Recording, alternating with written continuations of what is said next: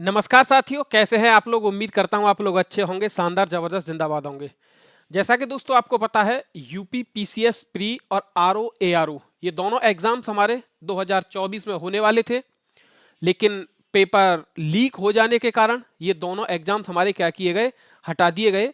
अभी PCS pre 2024 की date जो थी वो हमारी अक्टूबर में थी, लेकिन अक्टूबर में सरकार के पास पर्याप्त परीक्षा केंद्र न होने पाने के कारण इस परीक्षा को भी हटाया गया। यूपी आरओ एआरओ 2014 उसका पेपर लीक हुआ, उस कारण उस परीक्षा को भी हटाया गया। तो खबरें ये आ रही हैं कि हमारा यूपी पीसीएस 2024 प्री एग्जाम और आरओ एआरओ 2024 ये जो है ये दिसंबर में होने वाले हैं।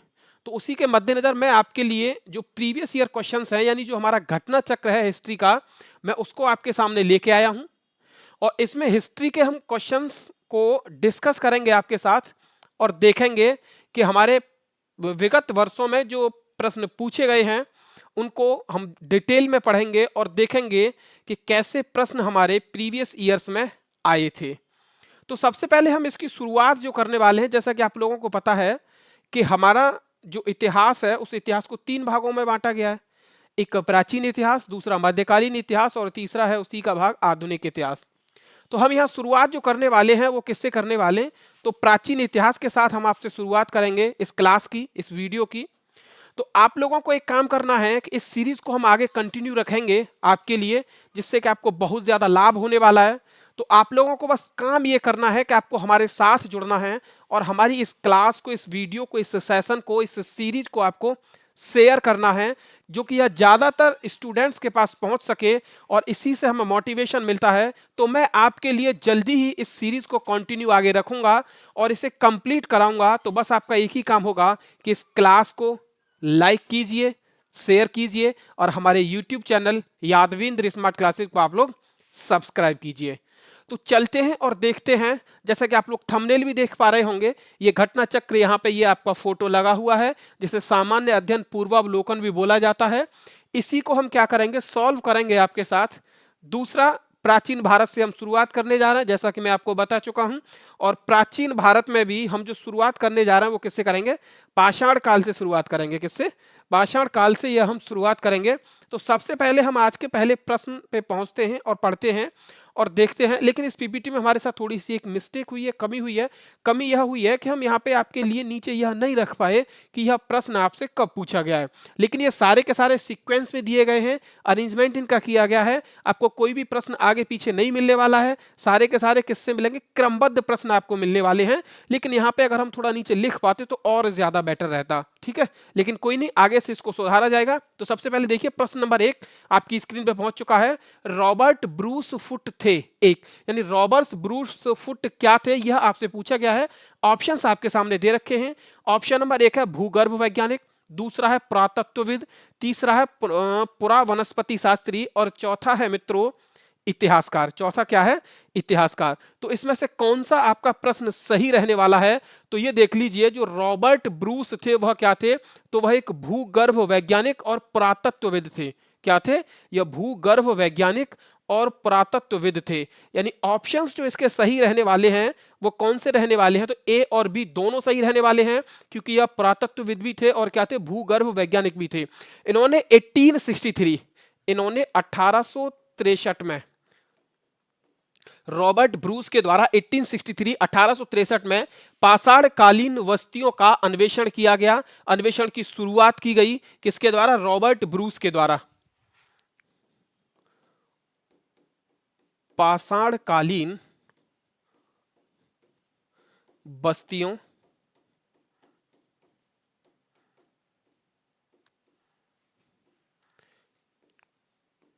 के अन्वेषण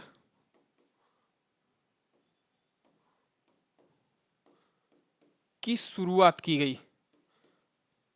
और ये शुरुआत किसके द्वारा की गई थी, तो रॉबर्ट ब्रूस फुट के द्वारा की गई थी। रॉबर्ट ब्रूस फुट ने मद्रास के पल्लवरम नामक, कहां पे, मद्रास के पल्लवरम नामक स्थान पर पहला हैंड एक्स प्राप्त किया था। यानी जिसे आप बोल सकते हैं कुल्हाड़ी प्राप्त की थी। क्या प्राप्त किया था, पहला हैंड एक्स प्राप्त किया था। किसने किया था, रॉबर्ट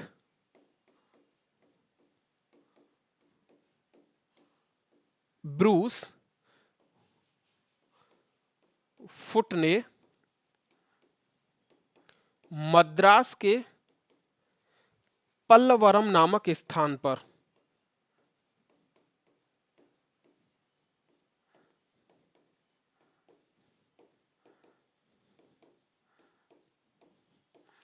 पहला हैंड एक्स प्राप्त किया।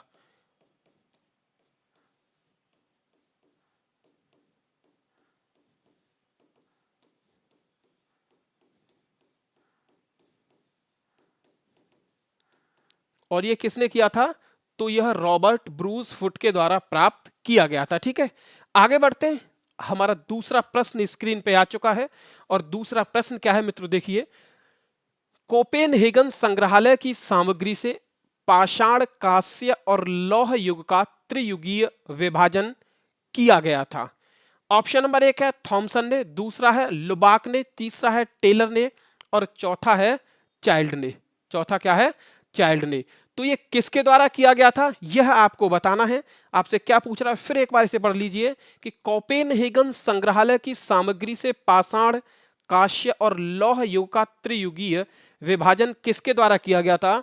तो ऑप्शन नंबर जो इसका सही होगा कि वह व्यक्ति थे जिन्होंने विभाजन किया था, उनका नाम क्या था? तो उनका नाम था थॉमसन। उनका नाम क्या था मित्रों? उनका नाम थॉमसन था। तो ऑप्शन नंबर ए आपका क्या होगा? इसका एकदम सही जवाब होगा। आगे तीसरा प्रश्न आपकी स्क्रीन पे आ चुका है और इस प्रश्न को आप लोग देखिए। आपसे पूछा क्या गया है, उत्खनित प्रमाणों के अनुसार पशुपालन का प्रारंभ हुआ था। आपसे यह पूछा गया है कि जो खुदाई में जो प्रमाण मिले उसके अनुसार पशुपालन का प्रारंभ कब हुआ था। ऑप्शंस आपके सामने हैं। ऑप्शन नंबर 1 है निचले पूर्व पाषाण काल में, ऑप्शन नंबर दूसरा है मध्य पूर्व पाषाण काल में, ऑप्शन नंबर तीसरा है ऊपरी एवं पाषाण काल में और ऑप्शन नंबर चौथा है आपका मध्य पाषाण काल में। कौन सा है? मध्य पाषाण काल में। तो इसका जो सही जवाब रहने वाला है मित्रों वो कौन सा होगा? मध्य पाषाण काल में। कौन सा होगा? मध्य पाषाण काल में। यानी उत्खनित प्रमाणों के अनुसार पशुपालन का प्रारंभ मध्य पाषाण काल में हुआ था। दूसरा आपसे पूछा जाए मध्य पाषाण काल के कौन से चरण में हुआ था, तो यह भी आप लोगों को बता देना है कि मध्य पाषाण काल के अंतिम चरण में, मध्य पाषाण काल के अंतिम चरण में किसके बारे में पता चला था? तो हमें पशुपालन के बारे में पता चला था। दूसरा आपसे पूछा जाए कि पशुपालन के साक्ष्य कहां से मिले हैं। आपसे पूछा जाए पशुपालन के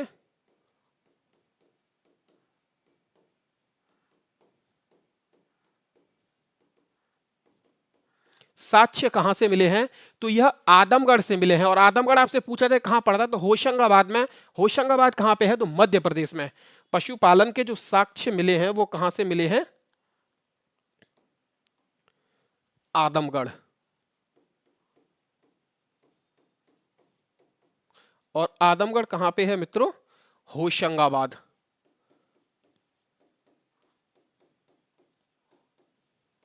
आदमगढ़ कहां पे है? तो यह आदमगढ़ पड़ता है होशंगाबाद में। दूसरा, पशुपालन के साक्ष्य एक जगह से और मिले हैं, तो बागोर से मिले हैं। और बागोर कहां पे पड़ता है? तो यह राजस्थान में पड़ता है, भीलवाड़ा जिले में।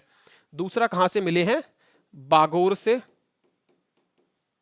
और बागोर कहां पे पड़ता है? भीलवाड़ा, राजस्थान में। यह बात आपको क्या करना, याद रखनी है। पशुपालन के साक्ष्य आपसे पूछता है तो पशुपालन के साक्ष्य कहां से मिले हैं? आदमगढ़ से मिले हैं। आदमगढ़ कहां पे पड़ता है? होशंगाबाद में, मध्य प्रदेश में। दूसरा कहां से मिले हैं साक्ष्य? तो बागोर से मिले हैं। और बागोर कहां पे पड़ता है? भीलवाड़ा, राजस्थान में। क्लियर? आगे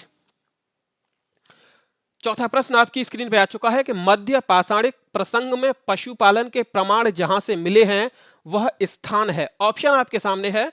पहला है लंगनाज, दूसरा है आदमगढ़, तीसरा है बीरभानपुर और चौथा क्या है मित्रों? चोपनी मांडो। चौथा क्या है? चोपनी मांडो। तो इसका जो जवाब सही होने वाला है वो कौन सा जवाब सही होगा? आदमगढ़। कौन सा जवाब सही होगा? आदमगढ़। क्योंकि अभी ये तीसरा जो प्रश्न था आपके सामने, इसमें मैंने आपको बताया था कि पशुपालन के साक्ष्य हमको कहां से मिले हैं? आदमगढ़ से। और आदमगढ़ कहां पे पड़ता है? तो होशंगाबाद में। यही प्रश्न यहां पे आपका आ गया कि आदमगढ़। और आदमगढ़ कहां पे है? तो देख लीजिए, आदमगढ़ होशंगाबाद। और होशंगाबाद कहां पे है? मध्य प्रदेश में। होशंगाबाद कहाँ पे है? मध्य प्रदेश में। आगे पांचवा प्रश्न आपकी स्क्रीन पे आ चुका है और पांचवें प्रश्न को आपको क्या करना है? आराम से पढ़ना है, शांति से, और इसका जवाब देना है। पहला, निम्नलिखित में से किस स्थल से हड्डी के उपकरण प्राप्त हुए हैं? यानी हड्डी से बने उपकरण हमें कहां से प्राप्त हुए हैं? ऑप्शंस आपके सामने दे रखे हैं। पहला है चोपनी मांडो से, दूसरा ऑप्शन है काकोरिया से, तीसरा ऑप्शन है महदहा से, और चौथा ऑप्शन है मित्रों सराय नाहर राय से। सराय नाहर राय से। तो कहां से इसके जो उपकरण प्राप्त हुए हैं यह आपसे पूछा गया है। तो इसका जो सही जवाब होगा वो कौन सा होगा? एक तो महदहा, दूसरा क्या है? सराय नाहर राय से। दोनों जगह से यहां से क्या हुआ है? हड्डी से निर्मित उपकरण प्राप्त हुए हैं। दोनों जगह से क्या प्राप्त हुआ है? हड्डी से निर्मित उपकरण प्राप्त हुए हैं। कहां से? ये महदहा से भी प्राप्त हुए हैं। और महदहा कहां पड़ता है? तो ये उत्तर प्रदेश में पड़ता है। उत्तर प्रदेश के प्रतापगढ़ में। कहां पे पड़ता है? प्रतापगढ़ में।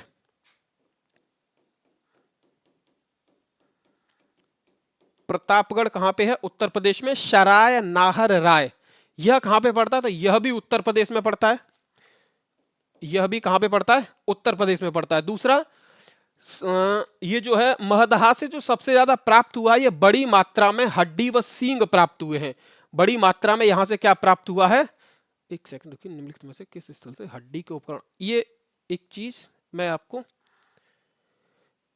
ऐसे कीजिए, इसे थोड़ा सा ये सही रहेगा।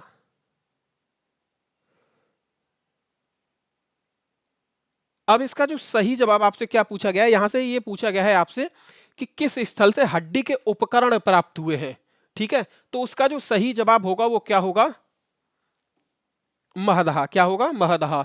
ठीक है, क्योंकि यहां से बड़ी मात्रा में हड्डी व सींग प्राप्त हुए हैं और हड्डी से निर्मित क्या प्राप्त हुए? उपकरण भी प्राप्त हुए हैं। ठीक है, ये कहां पे है? तो प्रतापगढ़ में है। और ये कहां पे है? उत्तर प्रदेश में। दूसरा, यहां से क्या क्या प्राप्त हुआ है? तो बड़ी मात्रा में हड्डी व सींग। बड़ी मात्रा में हड्डी व सींग प्राप्त हुए हैं। और यहां से क्या प्राप्त हुआ है? हड्डी से निर्मित उपकरण। हड्डी से निर्मित उपकरण प्राप्त हुए हैं। ठीक है, तो इसका जो सही जवाब हो जाएगा वो कौन सा होगा? Option number third. आगे देखिए छठा प्रश्न आपकी स्क्रीन पे पहुंच चुका है कि हड्डी से निर्मित आभूषण भारत में मध्य पाषाण काल के संदर्भ में प्राप्त हुए हैं। ऑप्शन नंबर एक है सरायनाहर से, दूसरा है महदहा से, तीसरा है लेखहिया से, और चौथा है चोपनी मांडो से। चौथा क्या है? चोपनी मांडो से। तो इसका जो जवाब सही होगा वो कौन सा होगा? जल्दी से आप लोग इसका जवाब दीजिए दीजिए। और ये जो हमारी सीरीज है ये लगातार आपके लिए चलती रहेगी। ये लगातार आपके लिए क्या होगा? चलती रहेगी। ठीक है, तो आपको क्या करना है? इस सीरीज को लाइक करना है, शेयर करना है। तो इसका जो सही जवाब होगा वो कौन सा होगा? ऑप्शन नंबर ए और बी भी इसका सही जवाब होगा। कौन सा? ए और बी दोनों क्या होगा? इसका सही जवाब होगा। पीछे वाले प्रश्न में भी क्या था? सराय नाहर और महदहा था, तो इसको भी आप लोग सही कर लीजिए। यह भी इसका क्या होगा? यहां से दोनों जगह से क्या हुआ है? ये प्राप्त हुए हैं। ठीक है, तो इसका हड्डी से निर्मित आभूषण भारत में मध्य पाषाण काल के संदर्भ में प्राप्त कहां से हुए हैं? तो सरायनाहर से प्राप्त हुए हैं। और दूसरा कहां से प्राप्त हुए हैं? महदहा से। और ये दोनों ही जो प्लेस हैं, ये दोनों ही जो स्थान है, ये भारत में कहां पे हैं? तो यह भारत में उत्तर प्रदेश में है। कहां पे? उत्तर प्रदेश में। ठीक है, आगे सातवां प्रश्न आपकी स्क्रीन पे आ चुका है। एक ही कब्र से 3 मानव कंकाल निकले हैं। यानी एक ही कब्र से 3 मानव कंकाल निकले। ऑप्शन नंबर एक है सरायनाहर से, दूसरा है दमा से, तीसरा है महदहा से, और चौथा है मित्रों लंगनाज से। चौथा क्या है? लंगनाज से। तो इसका कौन सा जवाब सही होगा? तो देख लीजिए, इसका जो सही जवाब होगा वो ऑप्शन होगा बी। ऑप्शन नंबर कौन सा सही होगा? बी इसका सही जवाब होगा। कौन सा होगा? बी इसका सही जवाब होगा। यानी दमा से क्या हुआ है? एक ही कब्र से 3 मानव कंकाल मिले हैं। ठीक है, एक सेकेंड।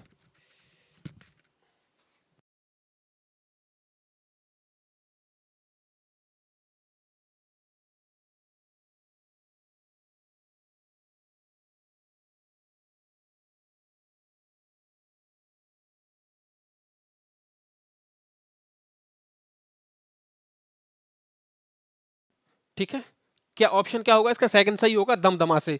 दमदमा में क्या हुआ कि लगातार यहाँ पे 5 वर्षों तक खुदाई की गई। कितने वर्षों तक खुदाई की गई? 5 वर्षों तक खुदाई की गई, और इस 5 वर्षों की खुदाई में कुल 41 समाधान मिले। कितने? 41, 41 समाधान मिले, जिसमें से 5 समाधान ऐसे थे जो युग्म समाधान थे, और इसमें से एक समाधान ऐसा था जिसमें 3 मानव कंकाल मिले। एक समाधान में कितने मिले थे? 3 मानव कंकाल। और एक बाकी जो थे उनमें क्या था? एक एक व्यक्ति को दफनाया गया था। ठीक है, तो देख लीजिए, दमदमा में लगातार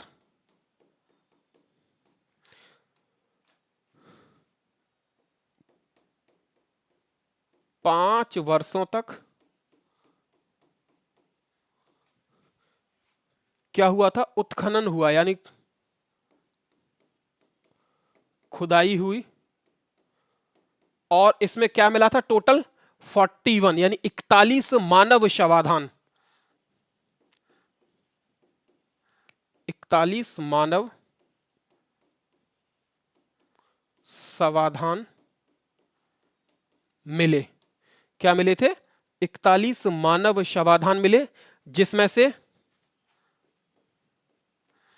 5 समाधान युग्म समाधान थे। 5 जो समाधान थे वह कैसे थे? युग्म समाधान, यानी 2 लोगों को एक साथ दफनाया जाना, वह क्या था? युग्म समाधान था। ऐसे समाधान कुल कितने मिले? तो 5 समाधान मिले। इसके बाद एक समाधान ऐसा था जहां से 3 मानव कंकाल मिले। एक समाधान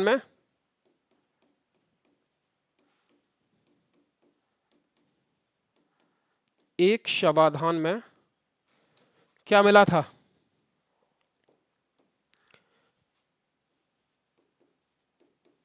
3 मानव कंकाल। ये किस में मिले थे? तो यह एक समाधान में मिले थे। इसके अलावा बाकी में एक एक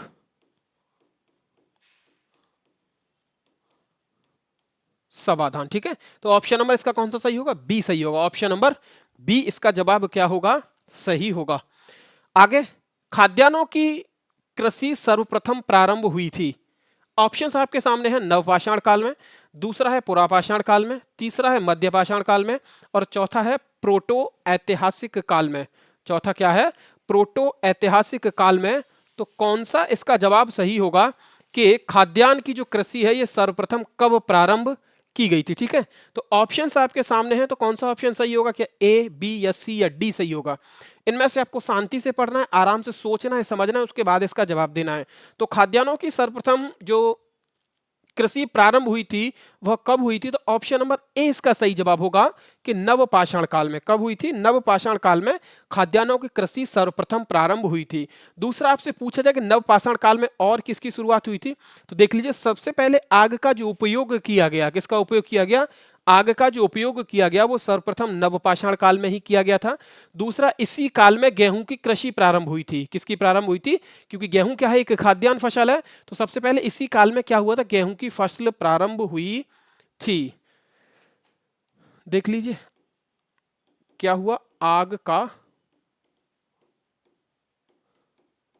उपयोग सर्वप्रथम इसी में हुआ। दूसरा, इसी काल में गेहूं की कृषि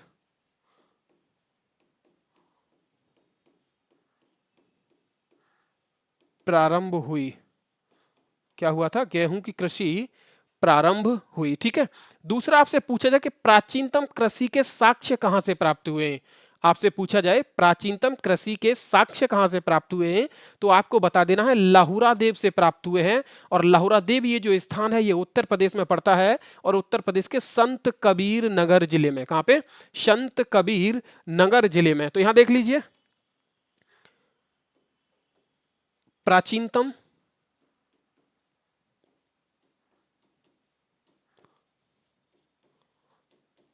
कृषि साक्ष्य, तो ये कहां से मिले हैं? लाहुरा देव। कहां से मिले हैं? लाहुरा देव से। और ये कहां पे है? संत कबीर नगर में।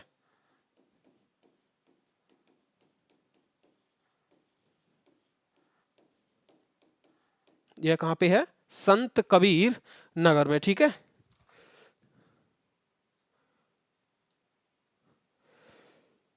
आगे। नवा प्रश्न आपकी स्क्रीन पे आ चुका है। नवे प्रश्न को आराम से शांति से पढ़ना है। क्या पूछ रहा है आपसे? भारत में मानव का सर्वप्रथम साक्ष्य कहां से मिलता है? ऑप्शन नंबर 1 है नीलगिरी की पहाड़ियों से, दूसरा है शिवालिक पहाड़ियों से, तीसरा है नल्ला माला पहाड़ियों से, और चौथा है नर्मदा घाटी से। चौथा क्या है?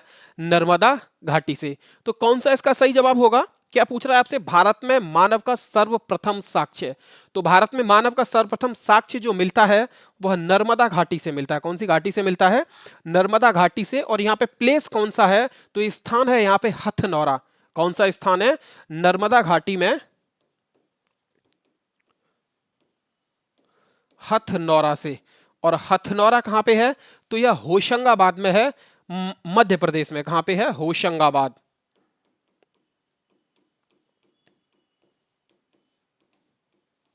होशंगाबाद कहां पे है? तो यह मध्य प्रदेश में है। आगे 10वां प्रश्न फिर आपकी स्क्रीन पे आ चुका है कि प्रथम मानव जीवाश्म भारत की किस नदी घाटी से प्राप्त हुआ? सेम रिपीट हुआ है, भाषा इसकी सिर्फ क्या हुई है? चेंज हुई है। ऑप्शन नंबर 1 क्या है? गंगा नदी घाटी, दूसरा है यमुना नदी घाटी, तीसरा है नर्मदा नदी घाटी, चौथा है ताप्ती नदी घाटी, और पांचवा है उपयुक्त में से कोई नहीं या उपयुक्त में से एक से अधिक। तो कौन सा इसका सही जवाब होगा? अभी हम पीछे पढ़ के आ रहे हैं। ऑप्शन नंबर 3 इसका सही जवाब होगा कि नर्मदा घाटी से। जगह कौन सी थी? तो हथनौरा थी। हथनौरा कहां पे है? तो होशंगाबाद में है, मध्य प्रदेश में। कहां पे है? होशंगाबाद में, मध्य प्रदेश में यह है। ठीक है, आगे 11वां प्रश्न आपकी स्क्रीन पे आ चुका है कि मानव द्वारा सर्वप्रथम प्रयुक्त अनाज था।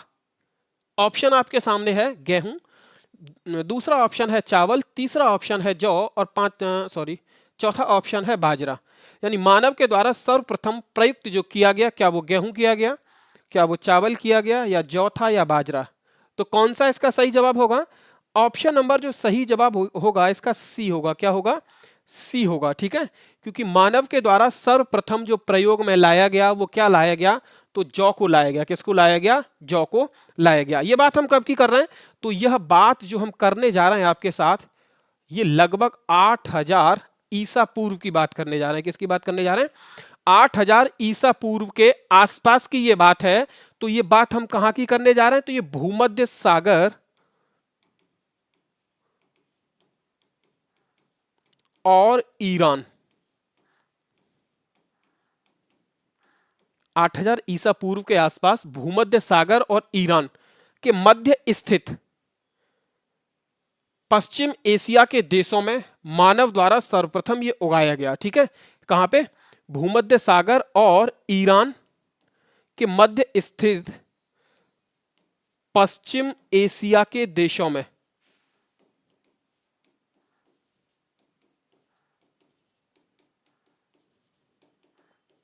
पश्चिम एशिया के देशों में सर्वप्रथम किसको उगाया गया? तो जौ को उगाया गया। किसको उगाया गया?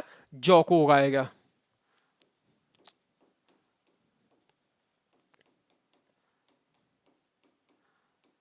ठीक है, क्यों? क्योंकि सर्वप्रथम मानव द्वारा प्रयुक्त किया जाने वाला जो अनाज था वो कौन सा था? जौ। बाद में 8000 ईसा पूर्व के लगभग, बाद में 8000 ईसा पूर्व के लगभग इन्हीं क्षेत्रों में गेहूं को उगाया गया। किसको उगाया गया? इन्हीं क्षेत्रों में गेहूं को उगाया गया। देख लीजिए, बाद में लगभग 8000 ईसा पूर्व, बाद में लगभग 8000 ईसा पूर्व में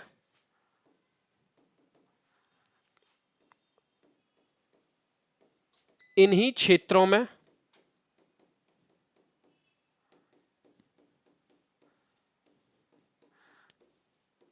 गेहूं उगाया गया। क्या किया गया? गेहूं उगाया गया। तो इसका ऑप्शन जो हमारा सही होगा वो कौन सा होगा? सी सही होगा। कौन सा? सी सही होगा, यानी जौ। 12वां प्रश्न आपकी स्क्रीन पे आ चुका है, आप लोग इसको पढ़िए और जवाब दीजिए कि कौन सा इसका जवाब सही होगा। ठीक है, पूछ आपसे क्या रहा है देख लीजिए। 12वां प्रश्न आपसे क्या पूछ रहा है, यह आप लोगों को क्या करना है, पढ़ना है और इसका जवाब देना है। भारतीय उपमहाद्वीप में कृषि के प्राचीनतम साक्ष्य कहां से प्राप्त होते हैं? ऑप्शन नंबर 1 है कोल्डिहवा से, दूसरा है लहुरा देव से, तीसरा है मेहरगढ़ से और चौथा है आपका टोकवा से। चौथा आपका क्या है, टोकवा से। ये आपसे क्या पूछ रहा है, यह भी बात आपको ध्यान रखनी है कि आपसे पूछ क्या रहा है। तो ये पूछ रहा है आपसे कि भारतीय उपमहाद्वीप में कृषि के प्राचीनतम साक्ष्य कहां से प्राप्त हुए हैं। ऑप्शंस आपके सामने दे रखा है, शांति से पढ़ना है, आराम से पढ़ना है, उसके बाद ही इसका क्या करना है, जवाब देना है। तो इसका जो जवाब सही होगा वो कौन सा होगा, तो इसका जवाब लहुरा देव सही होगा। कौन सा, लहुरा देव इसका जवाब क्या होगा, सही होगा। और लहुरा देव कहां पे पड़ता है, तो यह संत कबीर नगर में पड़ता है। कहां पे, संत कबीर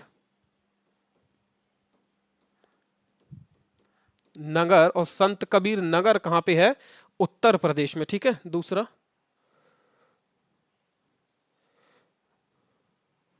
ये देखिए, ये देख लीजिए, प्राचीनतम कृषि साक्ष्य, ये मैंने आपको पहले भी बताया था कि प्राचीनतम कृषि साक्ष्य कहां से प्राप्त हुए, तो ये लहुरा देव से प्राप्त हुए। और लहुरा देव कहां पे है, तो ये संत कबीर नगर में है, उत्तर प्रदेश में। ठीक है, आगे, हाँ, संत कबीर नगर उत्तर प्रदेश में। ठीक है, यहां से 9000 ईसा पूर्व से लेके 7000 ईसा पूर्व में कितना, यहां से देख लीजिए,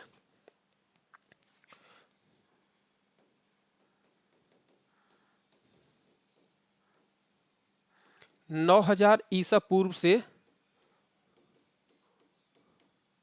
कितने की बात कर रहे हैं हम, 7000 ईसा पूर्व के बीच में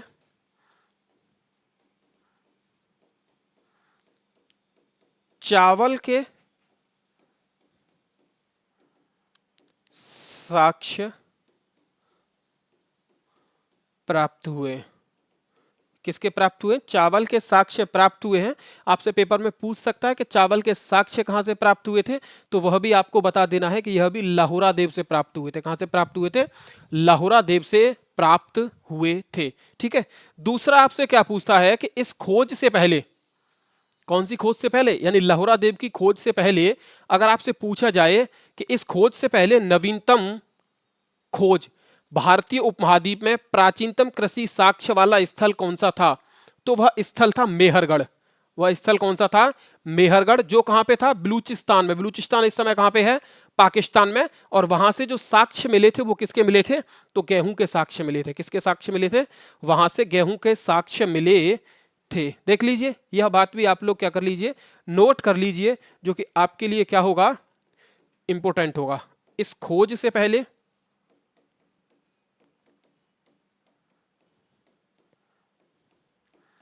इस खोज से पहले नवीनतम खोज, इस खोज से पहले नवीनतम खोज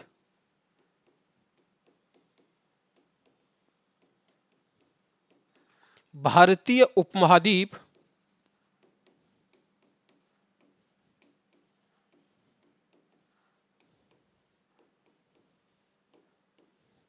भारतीय उपमहाद्वीप का प्राचीनतम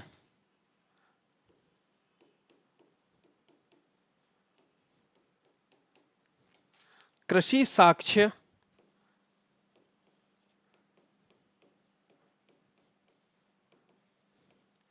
वाला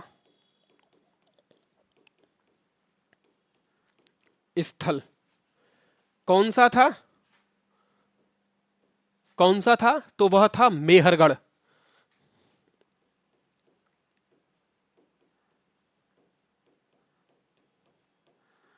और मेहरगढ़ कहां पे है, तो यह पड़ता है बलूचिस्तान में।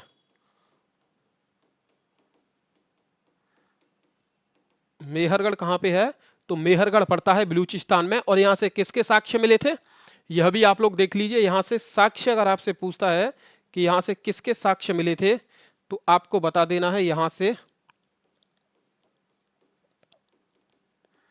गेहूं के साक्ष्य मिले थे। किसके साक्ष्य, यहां से गेहूं के साक्ष्य मिले थे। ठीक है, दूसरा आपसे पूछा जाए प्राचीनतम स्थल जहां से चावल के साक्ष्य प्राप्त हुए, आपसे पूछा जाए क्या पूछ रहा है आपसे कि प्राचीनतम चावल के साक्ष्य वाला स्थल कौन सा है?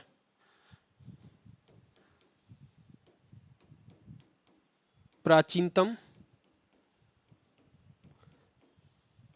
चावल के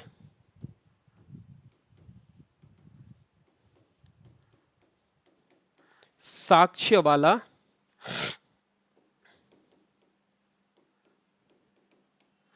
स्थल कौन सा है? तो वह स्थल होगा जो आपका ऑप्शन नंबर ए दे रखा है, कोल डिहवा। कौन सा होगा? जो आपका दे रखा है ऑप्शन नंबर ए, कोल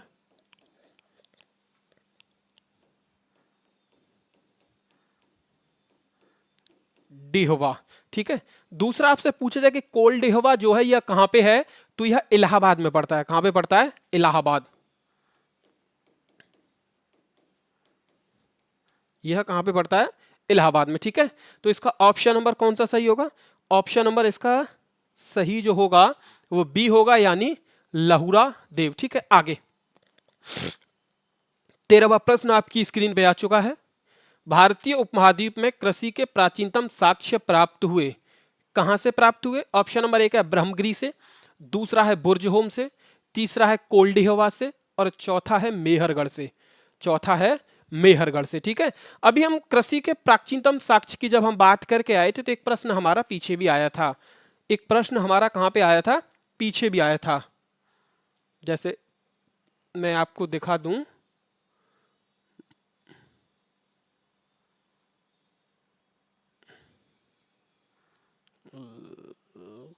हड्डी के उपकरण, मेहरगढ़ वाला एक प्रश्न तो था।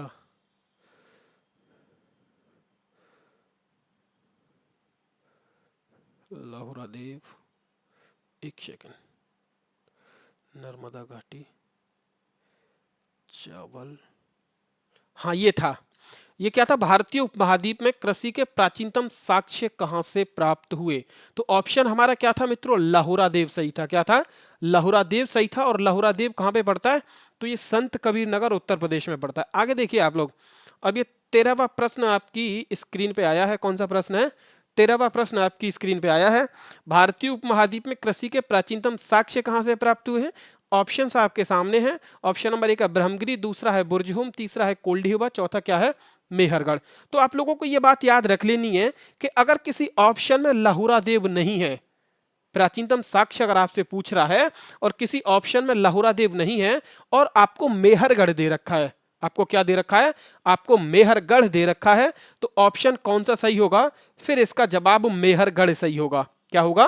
फिर इसका जवाब मेहरगढ़ सही होगा कि भारतीय उपमहाद्वीप के कृषि के प्राचीनतम साक्ष्य जो प्राप्त हुए हैं वह कहां से प्राप्त हुए हैं? तो मेहरगढ़ से प्राप्त हुए हैं। कहां से? मेहरगढ़ से प्राप्त हुए हैं। दूसरा आपसे पूछे थे मेहरगढ़ से और क्या प्राप्त हुआ है? तो मेहरगढ़ से आपको मानव के स्थायी जीवन के साक्ष्य मिले हैं। किसके? मेहरगढ़ से स्थायी जीवन के साक्ष्य मिले हैं। और स्थायी जीवन के बारे में बात करता है तो वो किसकी बात करता है? मानव की। ठीक है। देख लीजिए, मानव के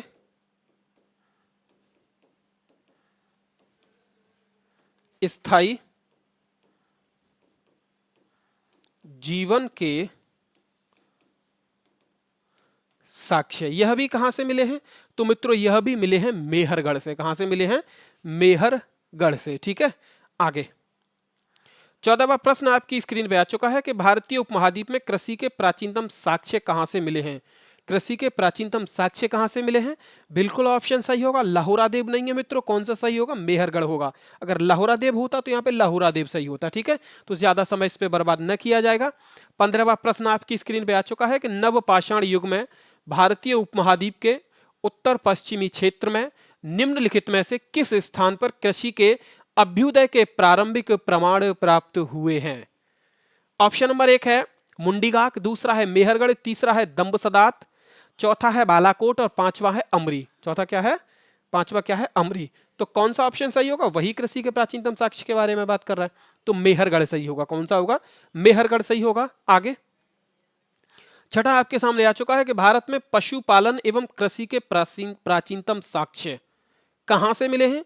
ऑप्शन नंबर एक है अंजिरा, दूसरा है दम्ब सदात से, तीसरा है किलीगुल मोहम्मद से और चौथा है मेहरगढ़ से। पांचवा ऑप्शन है मित्रों उपयुक्त में से कोई नहीं या उपयुक्त में से एक से अधिक। कौन सा सही होगा? बिल्कुल ऑप्शन जो आपका सही होगा वो फोर्थ सही होगा। मेहरगढ़ से क्या मिला है? तो भारत में पशुपालन एवं कृषि के प्राचीनतम साक्ष्य प्राप्त हुए हैं। और ये कहां से प्राप्त हुए हैं? तो यह मेहरगढ़ से प्राप्त हुए हैं। ऐसे प्रश्न दोस्तों हमारा होता क्या है कि जब भी एग्जाम होता है तो उसमें 60 यानी 60 से 70% प्रश्न हमारे रिपीट होते हैं। तो जो प्रश्न हमारे रिपीट होते हैं वह हमारे गलत नहीं होने चाहिए। अगर ऐसे प्रश्नों को आप लोग गलत करते हो तो फिर कहीं ना कहीं आप मेरिट से पीछे रह जाते हो, आप उस फाइट से पीछे रह जाते हो, आप रेस में पीछे रह जाते हो क्वालिफाई करने की में। ठीक है, तो सबसे पहले हमें काम ये करना है कि जितने भी रिपीटेड क्वेश्चन होंगे यानी प्रीवियस ईयर होगा उसको हमें एक तरह से क्या करना है, अच्छे से पढ़ना है। ठीक है, तो जिससे हमारा प्रीवियस ईयर गलत ना हो। 17वां प्रश्न आपकी स्क्रीन पे आ चुका है। उस स्थल का नाम बताइए जहां से प्राचीनतम स्थायी जीवन के प्रमाण मिले हैं। ऑप्शन नंबर 1 है धौलावीरा, दूसरा है किली गुल मोहम्मद, तीसरा है कालीबंगा और चौथा है मित्रों मेहरगढ़। मेहरगढ़ आपका कितना इंपॉर्टेंट है ये पीछा नहीं छोड़ रहा है। हम कम से कम 4 से 5 प्रश्न ऐसे पढ़ चुके हैं कि जिनका सही जवाब मेहरगढ़ है। वही पूछ रहा है बार बार, लेकिन उसकी भाषा क्या कर देता है, वो चेंज कर देता है। तो भाषा में आपको नहीं फंसना है, कॉन्सेप्ट अपना आपको क्लियर रखना है। तो ऑप्शन इसका कौन सा सही होगा? तो मेहरगढ़ इसका क्या होगा, एकदम सही जवाब होगा कि जहां से प्राचीनतम स्थायी जीवन के प्रमाण मिले हैं। और आप लोगों को मैं यह बात बता भी चुका हूं, कि मेहरगढ़ से मानव के स्थायी जीवन के साक्ष्य मिले हैं। क्लियर है ना? आगे 18वां प्रश्न आपकी स्क्रीन पे आ चुका है कि निम्न में से किन स्थानों से मध्य पाषाण काल में पशुपालन के प्रमाण मिले हैं? ऑप्शन नंबर 1 है औदे, दूसरा है बोरी, तीसरा है बागोर और चौथा है लखनिया। चौथा क्या है? लखनिया। ये आपसे किसकी बात कर रहा है? निम्न में से किस स्थानों मध्य पाषाण काल में पशुपालन के प्रमाण मिले हैं? मध्य पाषाण काल का आपसे स्थल पूछ रहा है, तो वह कौन सा स्थल सही होगा? जल्दी से आप लोग जवाब दीजिए इसका।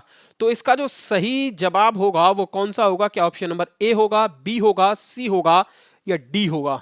ठीक है, तो इसका जो सही जवाब होगा वो कौन सा होगा? ऑप्शन नंबर सी इसका सही जवाब होगा, यानी बागोर। कौन सा होगा? बागोर। और बागोर जो पड़ता है ये कहां पे पड़ता है? भीलवाड़ा में पड़ता है। भीलवाड़ा एक जिला है और ये कहां पे है मित्रों? राजस्थान में। बागोर कहां पे है?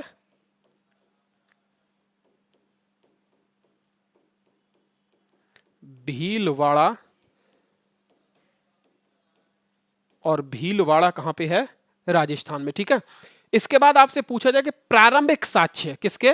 पशुपालन के प्रारंभिक साक्ष्य आपसे कहां से आपसे पूछा था कि पशुपालन के प्रारंभिक साक्ष्य प्राप्त होने वाला स्थल कौन सा है? तो उसका जवाब आपको दे देना है, वह स्थल है आदमगढ़। कहां पे है?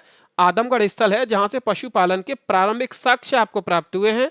और ये आदमगढ़ कहां पे पड़ता है? तो ये होशंगाबाद में पड़ता है, मध्य प्रदेश में। कहां पे? मध्य प्रदेश में।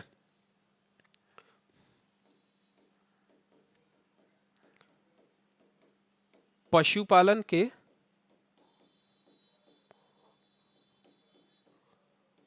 प्रारंभिक साक्ष्य, पशुपालन के प्रारंभिक साक्ष्य कहां से प्राप्त हुए हैं?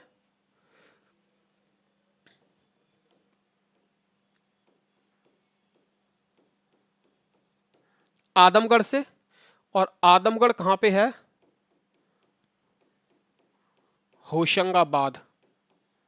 ठीक है, होशंगाबाद कहां पे है मित्रों? कई बार रिपीट हो चुका है, याद आपको रखना। मध्य प्रदेश में। कहां पे है? मध्य प्रदेश में। ठीक है, आगे 19वां प्रश्न आपकी स्क्रीन पे आ चुका है कि निम्नलिखित में से किसको चालको लिखित युग भी कहा जाता है?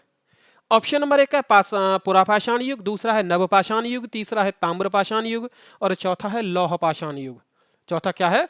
लौह पाषाण युग। तो कौन सा इसका सही जवाब होगा? इसका जो सही जवाब होगा वो ताम्र पाषाण युग होगा। कौन सा? ऑप्शन नंबर 3 सही होगा, यानी ताम्र पाषाण युग को एक और नाम से जाना जाता है जिसे चालकोलिथिक युग भी कहा जाता है। क्या कहा जाता है इसको? चालकोलिथिक युग भी कहा जाता है। इसके अलावा इसको और किस नाम से जाना जाता है? ताम्र पाषाण युग को, तो इसको कैल्कोलिथिक युग भी कहा जाता है। क्या कहा जाता है? कैल्कोलिथिक युग भी इसको कहा जाता है। कैल्कोलिथिक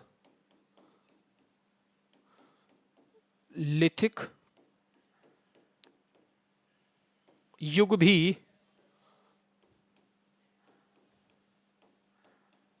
कहा जाता है। तो किसको कहा जाता है? ताम्रपाषाण युग को। एक नाम कौन सा हो गया? एक नाम हो गया आपका चाल्कोलिथिक, और एक और नाम आपका कौन सा हो गया? तो यह भी आपको क्या करना है, बता देना है कि इसको और क्या कहा जाता है। तो कैल्कोलिथिक युग भी इसको कहा जाता है। ठीक है, ऐसे ही प्रश्न आपको मिलते रहेंगे, लेकिन आपको काम बस एक करना है कि हमारी इस वीडियो को लाइक करना है, शेयर करना है, हमारे YouTube channel Yadvindra smart classes को आपको सब्सक्राइब करना है। ठीक है, आगे देखिए इसका कौन सा जवाब इसका सही होगा। यह अच्छा प्रश्न है। आहार सभ्यता के बारे में निम्न कथनों पर विचार कीजिए। ये कौन सी सभ्यता के बारे में बात कर रहा है? तो ये आहार सभ्यता के बारे में ये स्टेटमेंट आपको दे रखे हैं और आपसे पूछ रहा है कि कौन कौन से कथन सत्य हैं। ऑप्शन नंबर 1 है आहारवासी तांबा गलाना जानते थे। दूसरा है ये लोग चावल से परिचित नहीं थे। तीसरा है आहार धातु का काम आहार वासियों की अर्थव्यवस्था का एक साधन था।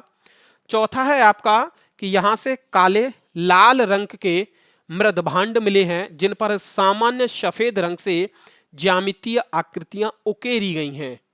अब इनमें से आपसे पूछ रहा है कि सही विकल्प कौन से हैं, यानी ये जो आपको कथन दे रखे हैं इनमें से कौन से सही हैं। ऑप्शन नंबर 1 है आपका 1, 3, 4 सही। दूसरा है आपका 1, 2, 3 सही। तीसरा ऑप्शन है आपका 1 और 2 सही। चौथा ऑप्शन है आपका 3 और 4 सही। तो आपका कौन सा सही होगा? सबसे पहले आप लोगों को क्या करना है, इसको समझना है। तो सबसे पहले मैं आपसे बात करूं कि आहारवासी तांबा गलाना जानते थे, यह सत्य है या असत्य है?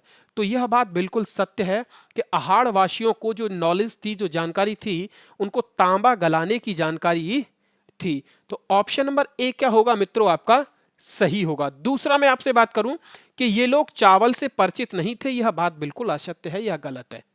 आहारवासी जो लोग थे यह चावल से परिचित थे, लेकिन इसमें क्या कह रहा है कि नहीं थे। नहीं थे क्या हो जाएगा? गलत हो जाएगा। यह चावल से परिचित थे। दूसरा, धातु का काम आहारवासियों की अर्थव्यवस्था का एक साधन था, बिल्कुल सही बात है, क्योंकि वह तांबा गलाना जानते थे। तो तांबे का प्रयोग वो किसके रूप में करते थे? उससे तांबे से वस्तुएं बना के उन्हें बेचते थे। तो यह अर्थव्यवस्था का उनका क्या था? एक प्रमुख साधन था। तीसरा मैं आपसे तीसरा हो गया। चौथा क्या है?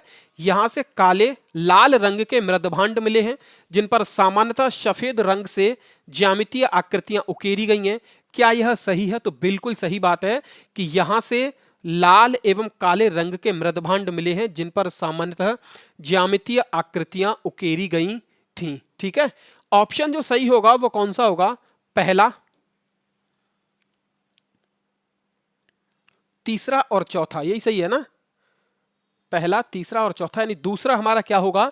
गलत होगा। दूसरा आप लोग ये याद रख लीजिए कि आहार जो सभ्यता है यह दक्षिणी पूर्वी राजस्थान में एक ताम्र पाषाणिक स्थल है। क्या है? आहार सभ्यता जो है, मैं थोड़ा बता देता हूं आपको।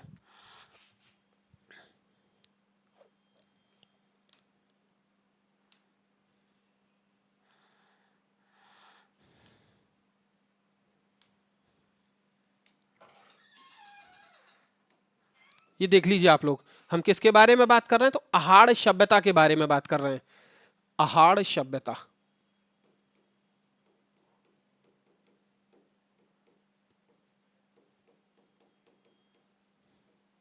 ये कहां पे पाई गई? तो ये दक्षिणी पूर्वी राजस्थान में एक ताम्र पाषाणिक स्थल है।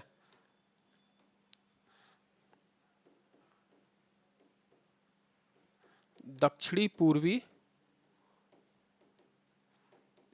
राजस्थान में एक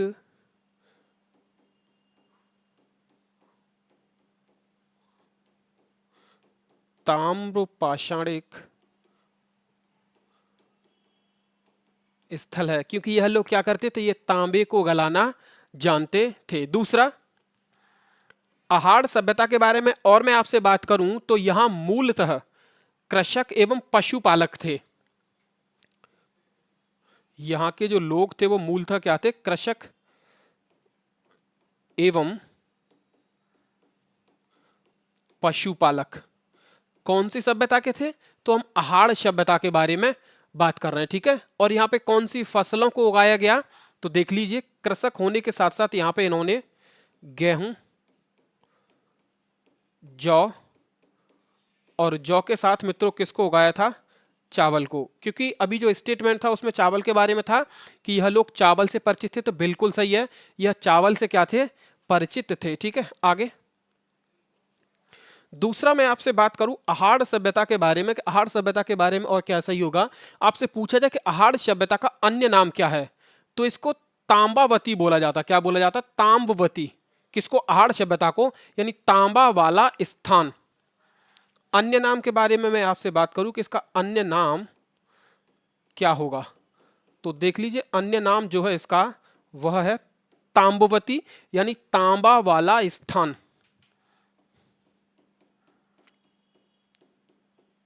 तांबा वाला स्थान किसका नाम है? तो यह आहार सभ्यता का नाम है। क्यों है यह इसका अन्य नाम तांबा वाला स्थान? क्योंकि यहां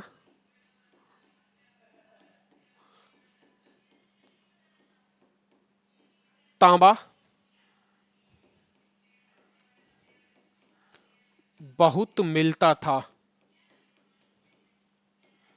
क्या होता था? यहां पे तांबा बहुत मिलता था, इसलिए इसे तांबवती या तांबा वाला स्थान के नाम से भी जाना जाता है। अब यहाँ पे लोग क्या करते थे कि यहाँ के लोग तांबे को गलाना जानते थे। ये हमारा स्टेटमेंट पहला था, तो बिल्कुल जानते थे। अब तांबे को गला के ये क्या करते थे? तो नई नई वस्तुएं तैयार करते थे। तांबे को गलाकर यह क्या करते थे? नई नई वस्तुएं तैयार करते थे।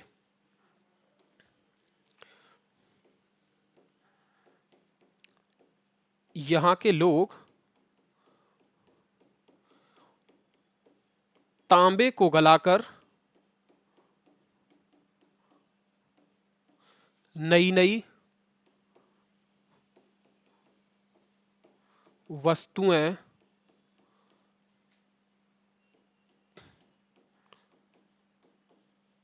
तैयार करते थे, ठीक है।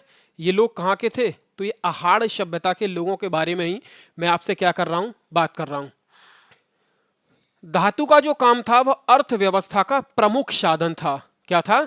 धातु का काम अर्थव्यवस्था का प्रमुख साधन था।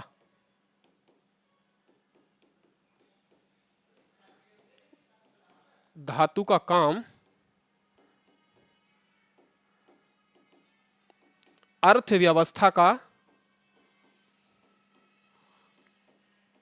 प्रमुख साधन था, ठीक है।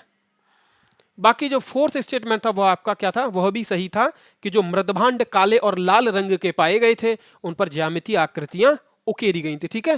तो यह आप लोग थोड़ा क्या कर सकते हैं, इसको आहार सभ्यता के बारे में इन सब चीजों को क्या कर सकते हैं? याद रख सकते हैं, कि जिससे आने वाले समय में किसी में भी यूपीपीएससी, एमपीपीएससी या आरएएस में कोई ऐसा आपसे, या बीपीएससी में कोई ऐसा आपसे प्रश्न पूछा जाता है तो वह आपका छूटना नहीं चाहिए, ठीक है। आगे बढ़ते हैं। एक और नया प्रश्न, आपका 21वां प्रश्न आपकी स्क्रीन पे आ चुका है और आपको बताना है कि इसका कौन सा जवाब सही होगा। 21वें प्रश्न का कौन सा जवाब सही होगा? प्रश्न हमारा क्या है? निम्न में से किस एक पुराई स्थल से पाषाण संस्कृति से लेकर हड़प्पा सभ्यता तक के एक सांस्कृतिक अवशेष प्राप्त हुए हैं? ऑप्शन नंबर 1 है आमरी, दूसरा है मेहरगढ़, तीसरा है कोटदीजी, और चौथा क्या है मित्रों? कालीबंगा। चौथा क्या है? कालीबंगा, ठीक है। तो इसका कौन सा जवाब सही होगा? आपसे क्या पूछ रहा है? निम्नलिखित में से किसी एक पुरास्थल से पाषाण युग संस्कृति से लेकर हड़प्पा सभ्यता के सांस्कृतिक अवशेष प्राप्त हुए हैं। सांस्कृतिक अवशेष के बारे में बात कर रहा है, तो इसका जो जवाब सही होगा वह कौन सा सही होगा? ऑप्शन नंबर बी सही होगा, यानी मेहरगढ़। तो कहां से प्राप्त हुए? मेहरगढ़ से प्राप्त हुए। और मेहरगढ़ कहां पे है? तो बलूचिस्तान में है। कहां पे है? बलूचिस्तान।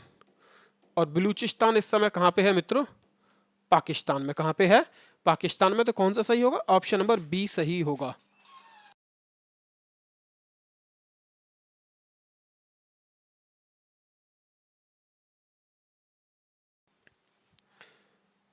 22वां प्रश्न आपकी स्क्रीन पे आ चुका है कि नवदा टोली का उत्खनन किसने किया था। ऑप्शन नंबर 1 है के डी वाजपेयी ने, दूसरा है वी एस वांककर ने, तीसरा है एच डी सांकलिया ने और चौथा है मार्टिमर व्हीलर ने। मार्टिमर व्हीलर ने। तो कौन सा इसका सही जवाब होगा कि नवदा टोली का जो उत्खनन किया गया वो किसके द्वारा किया गया, तो एच डी सांकलिया के द्वारा इसका उत्खनन किया गया। एच डी सांकलिया जो थे यह क्या थे, एक प्रोफेसर थे। यह क्या थे, एक प्रोफेसर थे। कहां पे थे, पूना में।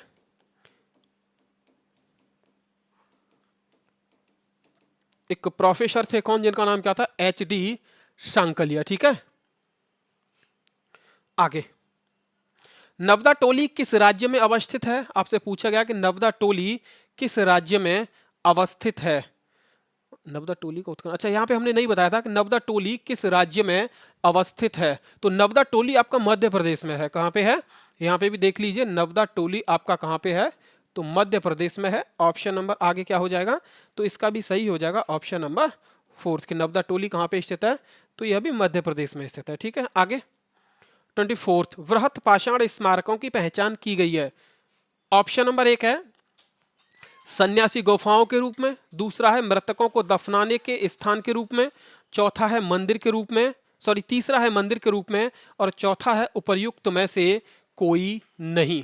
उपर्युक्त में से कोई नहीं। तो कौन सा इसका सही जवाब होगा, कौन सा इसका सही जवाब होगा, वृहत पाषाण स्मारकों की पहचान की गई है, सन्यासी गुफाओं, मृतकों को दफनाने स्थान के रूप में, मंदिर। ठीक है, तो इसका जो सही जवाब होगा वो कौन सा होगा, ऑप्शन नंबर 20 का सही जवाब होगा मित्रों कि वृहत पाषाण स्मारकों की जो पहचान की गई है वह मृतकों को दफनाने के स्थान के रूप में की गई है। किसके रूप में की गई है, मृतकों को दफनाने के स्थान के रूप में की गई है। दूसरा आपसे पूछा जाए, वृहत पाषाण न देके आपसे पूछता है वो, एक सेकंड, मेगालिथिक आपसे क्या पूछता है,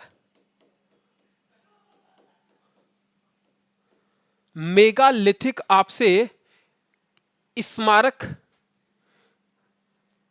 वृहत पाषाण, मेगालिथ, मेगालिथिक नहीं, मेगालिथ।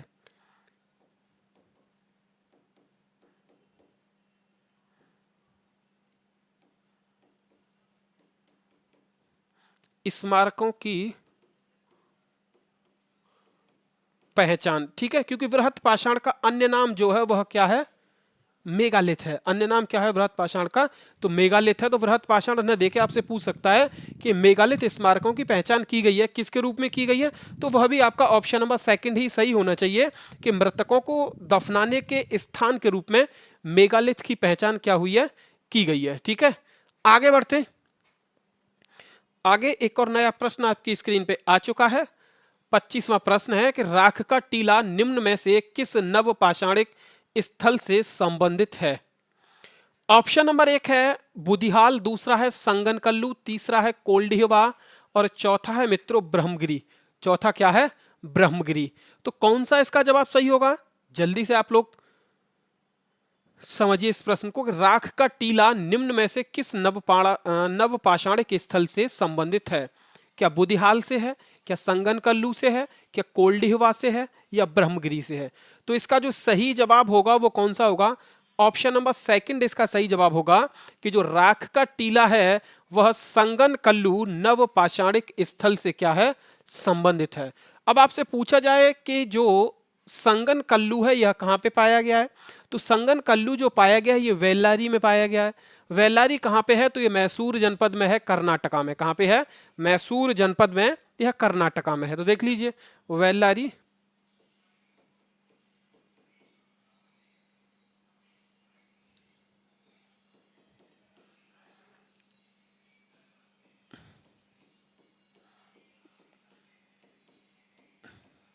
मैसूर जनपद कर्नाटक में है। याद आपको जरूर रखना है कि राख का टीला कहां पे पाया गया है, तो यह संगनकल्लू में पाया गया है। और यह क्या है, तो यह एक नव पाषाणिक स्थल है। यह कैसा स्थल है, तो यह एक नव पाषाणिक स्थल है। ठीक है, आगे बढ़ते हैं, एक और नए प्रश्न पे पहुंचते हैं। नया प्रश्न है हमारा कि भीमबेटका किसके लिए प्रसिद्ध है। बहुत अच्छा प्रश्न है, ये कई बार पूछा गया है और मैं इससे रिलेटेड आपको और भी एडिशनल इंफॉर्मेशन देने वाला हूं। ऑप्शन नंबर 1 है गुफाओं के शैलचित्र, दूसरा है खनिज, तीसरा ऑप्शन है बौद्ध प्रतिमाएं और चौथा ऑप्शन है सोन नदी का उपागम स्थल। सोन नदी का उपागम स्थल, ठीक है। तो इसका कौन सा सही होगा? क्या ऑप्शन नंबर ए सही होगा, बी होगा, सी होगा या डी होगा? ठीक है, तो इसका जो सही जवाब होगा वो ऑप्शन नंबर ए सही होगा, यानी गुफाओं के शैल चित्र। भीमबेटका क्या है? गुफाओं के ये शैल चित्र हैं और ये कहां पे है? तो ये रायसेन में है। कहां पे है? रायसेन में है। रायसेन कहां पे पड़ता है? एक जिला है मध्य प्रदेश में। भीमबेटका कहां पे है? भीम बेटका कहां पे है? तो यह है रायसेन, और रायसेन कहां पे है? मध्य प्रदेश में। कहां पे है? मध्य प्रदेश में, ठीक है। दूसरा, ये किसके लिए प्रसिद्ध है? तो आपको पता ही है, ये शैल चित्रों के लिए प्रसिद्ध है। किसके लिए है? यह शैल चित्रों के लिए प्रसिद्ध है और यहां से सबसे अधिक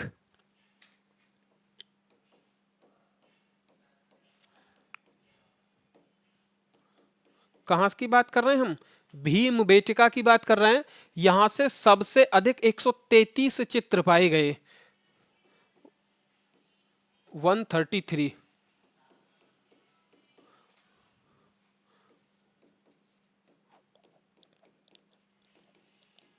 ठीक है, आगे 26वां प्रश्न आपकी स्क्रीन पे है।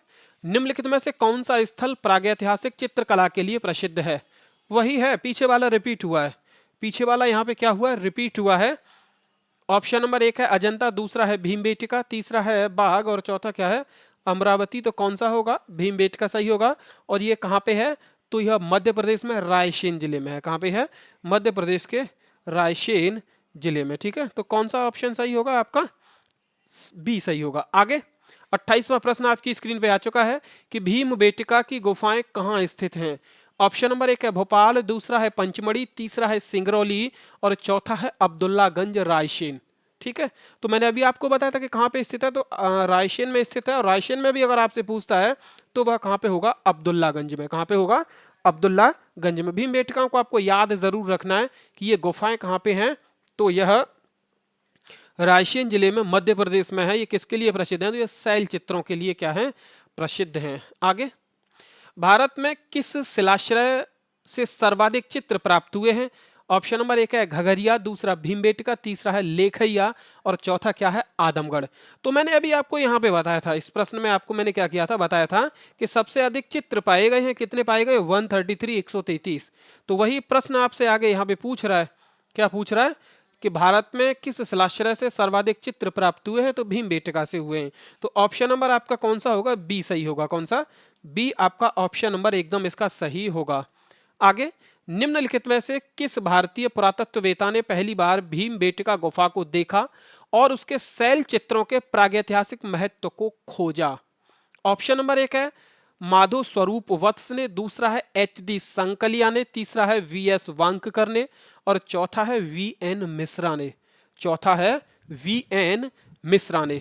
तो कौन सा इसका सही जवाब होगा? ऑप्शन नंबर 3 इसका सही जवाब होगा, वी.एस. वांककर। कौन सा होगा? वी.एस. वांककर। और वी.एस. वांककर ने 1957 में 1957 में इनकी क्या की थी? खोज की थी, जिनका पूरा नाम था डॉक्टर विष्णुधर वांककर। इनका पूरा नाम क्या था?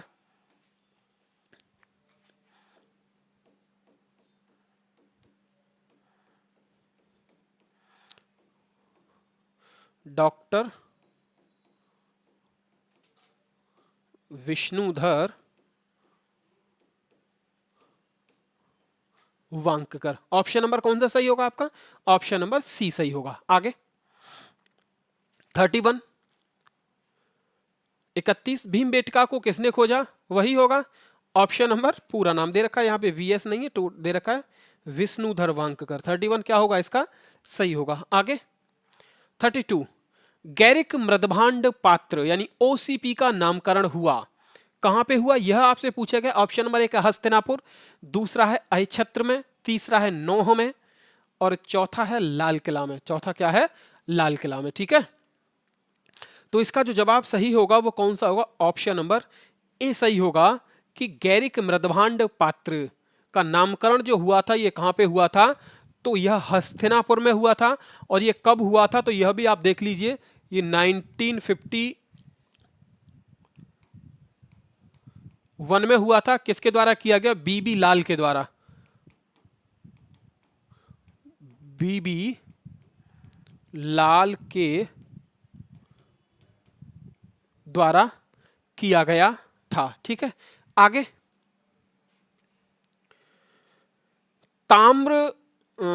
ताम्राश्म काल में महाराष्ट्र के लोग मृतकों को घर के फर्श के नीचे किस तरह रखकर दफनाते थे? ऑप्शंस आपके सामने हैं। पहला है उत्तर से दक्षिण की ओर, दूसरा है पूर्व से पश्चिम की ओर, तीसरा है दक्षिण से उत्तर की ओर, और चौथा है पश्चिम से पूर्व की ओर। चौथा क्या है? पश्चिम से पूर्व की ओर। तो कौन सा इसका सही जवाब होगा कि ताम्राश्म काल में महाराष्ट्र के लोग जो मृतकों को दफनाते थे उनकी जो स्थिति होती थी वो किस स्थिति में होते थे? उनकी कौन सी दिशा होती थी? क्या उन्हें उत्तर से दक्षिण की ओर मुंह करके दफनाया जाता था? क्या उन्हें पूर्व से पश्चिम की ओर मुंह करके दफनाया जाता था? क्या उन्हें दक्षिण से उत्तर की ओर मुंह करके दफनाया जाता था? क्या उन्हें पश्चिम से पूर्व की ओर मुंह करके दफनाया जाता था? तो कौन सा इसका जवाब सही होगा? यह जवाब आप लोग जान लीजिए। इसका जो ऑप्शन नंबर सही होगा वो ए होगा। कौन सा होगा? ऑप्शन नंबर ए सही होगा कि उत्तर से दक्षिण की ओर उन्हें मुंह करके क्या किया जाता था? दफनाया जाता था, और घर के फर्श के नीचे दफनाया उन्हें जाता था। ठीक है, ऑप्शन नंबर कौन सा होगा? ऑप्शन नंबर हमारा ए सही होगा। आगे, निम्न में से किस स्थल से मानव कंकाल के साथ कुत्ते का कंकाल भी शवादान के साथ प्राप्त हुआ? यानी मानव के साथ कुत्ते को दफनाए जाने के साक्ष्य के बारे में आपसे पूछ रहा है कि ऐसे साक्ष्य कहां से प्राप्त हुए थे। ऑप्शंस आपके सामने दे रखे हैं मित्रों। ऑप्शन नंबर 1 है ब्रह्मगिरी, दूसरा है बुर्जहोम, तीसरा है चिरांद, और चौथा क्या है? मास्की। चौथा क्या है? मास्की। तो कौन सा इसका जवाब सही होगा कि मानव के साथ कुत्ते को दफनाए जाने के जो साक्ष्य मिले हैं वह कहां से मिले हैं? तो यह बुर्ज होम से मिले हैं। और बुर्ज होम कहां पे है मित्रों? तो आप लोग याद रख लीजिए, बुर्ज होम जो है यह श्रीनगर में है। कहां पे है? श्रीनगर में। अच्छा, बुर्ज होम से और क्या प्राप्त हुआ है? तो बुर्ज होम से गर्तावास प्राप्त हुए हैं। क्या हुए हैं? बुर्ज होम से गर्तावास मिलने के साक्ष्य मिले हैं, यानी गड्ढे वाले घर के साक्ष्य प्राप्त हुए हैं। गर्तावास को क्या बोला जाता है? गड्ढे वाले घर। मैं लिख देता हूं यहां पे, आप लोग इसे नोट कर लीजिए।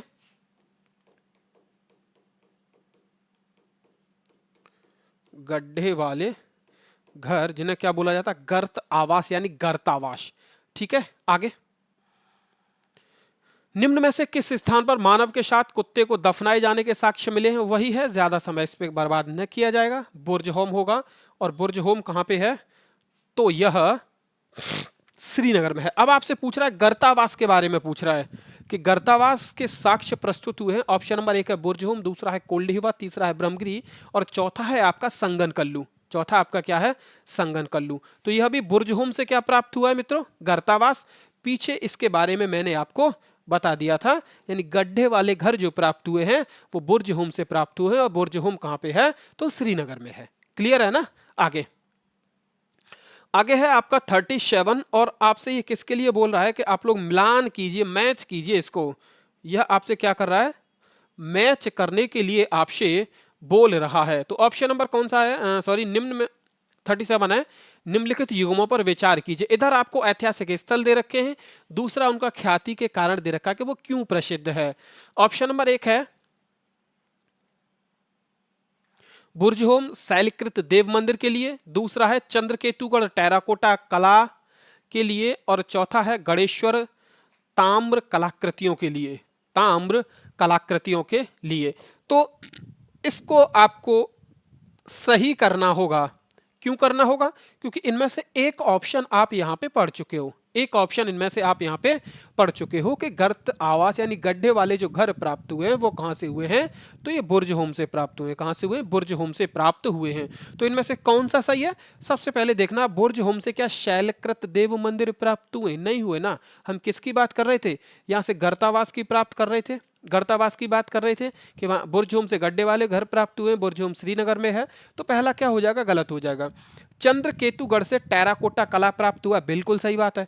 चंद्रकेतुगढ़ से क्या प्राप्त हुआ है, हमें टेराकोटा कलाकृतियां प्राप्त हुई हैं। ठीक है, आगे गणेश्वर से ताम्र कलाकृतियां प्राप्त हुई हैं, यह भी सही है। तो हमारा जो ऑप्शन सही होगा वो कौन सा होगा, 2 और 3 दोनों सही। ऑप्शन नंबर डी हमारा क्या होगा, सही होगा कि 2 और 3 दोनों सही। ठीक है, आगे विंध्य क्षेत्र के किस शिलाश्रय से सर्वाधिक मानव कंकाल मिले हैं?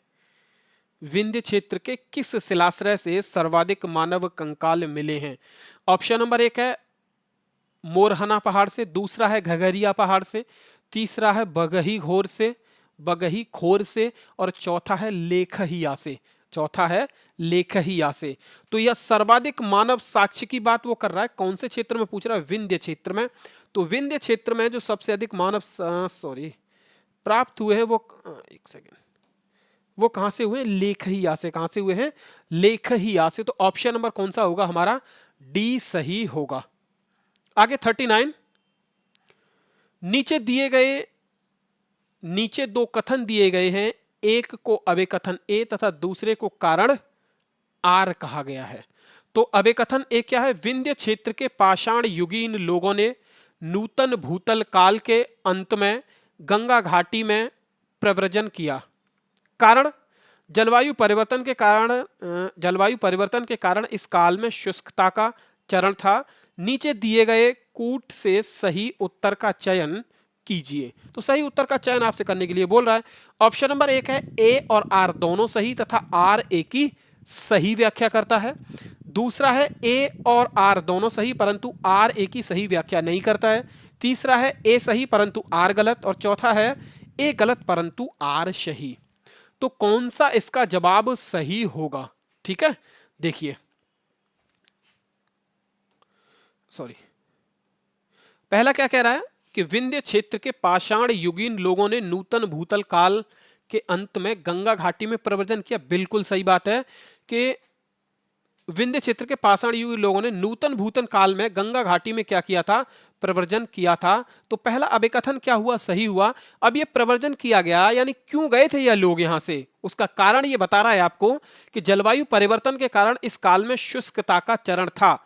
भाई जलवायु परिवर्तन हुआ, यहाँ पे शुष्कता हुई, यहाँ पे ज्यादा बारिश पानी इन लोगों को नहीं मिल पाया, तो इन्होंने उस क्षेत्र को क्या किया, छोड़ दिया। इसका कारण क्या है, यह बिल्कुल सही है। तो ऑप्शन नंबर ए इसका क्या होगा, सही जवाब होगा कि ए और आर हमारे दोनों सही हैं तथा आर जो है वह ए की क्या करता है, व्याख्या करता है, सही व्याख्या करता है। तो ऑप्शन नंबर हमारा क्या होगा, सही जवाब इसका होगा। ठीक है, आगे देखिए, आगे एक और नया प्रश्न आपकी स्क्रीन पे आ चुका है और ये 40वां प्रश्न आपकी स्क्रीन पे है कि भारतीय पुरातत्व सर्वेक्षण निम्नलिखित विभागों मंत्रालयों में से किसका संकलन कार्यालय है? ऑप्शन नंबर 1 है संस्कृति, दूसरा है पर्यटन, तीसरा है विज्ञान एवं प्रौद्योगिकी और चौथा है मानव संसाधन विकास। तो कौन सा इसका सही जवाब होगा? आपसे क्या पूछ रहा, भारतीय पुरातत्व सर्वेक्षण जो है यह हमारे कौन से विभाग या मंत्रालय के अधीन आता है, यह आपसे पूछा गया है। तो इसका जो सही जवाब होगा वो ऑप्शन नंबर ए होगा कि यह संस्कृति मंत्रालय के अधीन आता है। किसके? यह संस्कृति मंत्रालय के अधीन आता है। ठीक है, आगे 41, भारतीय पुरातत्व का जनक किसे कहा जाता है? भारतीय पुरातत्व का जनक किसे कहा जाता है? ऑप्शन नंबर 1 है अलेक्जेंडर कनिंघम, दूसरा है जॉन मार्शल, तीसरा है मार्टिमर हीलर और चौथा है जेम्स प्रिंसेप। तो कौन सा इसका सही जवाब होगा? इसका जो सही जवाब होगा वो होगा अलेक्जेंडर कनिंघम। कौन सा होगा? ऑप्शन नंबर ए सही होगा कि भारतीय पुरातत्व का जनक किसे कहा जाता है, तो अलेक्जेंडर कनिंघम को कहा जाता है। ठीक है, आगे आज का हमारा अंतिम प्रश्न है, ये राष्ट्रीय मानव संग्रहालय कहां पर स्थित है? राष्ट्रीय मानव संग्रहालय कहां पर स्थित है? ऑप्शन नंबर 1 है गुवाहाटी,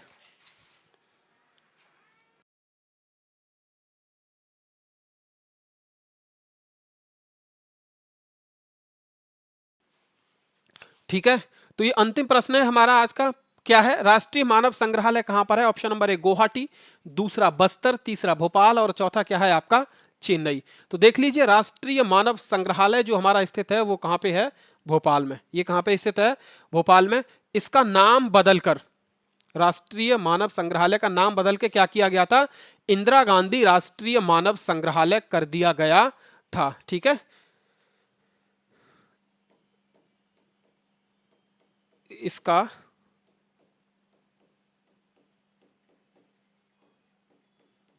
नाम बदल के क्या कर दिया गया था, इंदिरा गांधी राष्ट्रीय मानव संग्रहालय।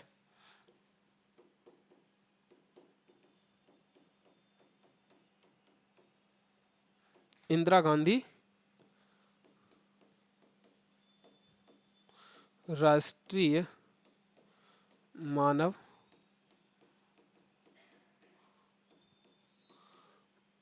संग्रहालय। आपसे पूछा जाए किसके अधीन आता है, ये कौन से मंत्रालय के अधीन आता है, ये कौन से विभाग के अधीन आता है, तो देख लीजिए यह संस्कृति विभाग के अधीन आता है। ठीक है मित्रों, तो आज हमने 42 क्वेश्चंस 42 प्रश्नों को कंप्लीट किया। कैसी लगी आपको ये वीडियो, आपको जरूर कमेंट करना है, बताना है। अगर आप लोगों का प्यार मिला तो मैं इस सीरीज को आगे और अच्छे से कंटिन्यू करूंगा। तो आप हमारे साथ, हमारे YouTube चैनल के साथ जुड़े रहिए। आप लोगों के द्वारा ही हमारा ये परिवार 5000 लोगों का हो चुका है। ऐसे ही अपना प्यार बनाए रखिए, ऐसे ही इसको शेयर करते रहिए, जुड़े रहिए हमारे साथ, हमारे YouTube channel Yadvendra smart classes के साथ। जय हिंद।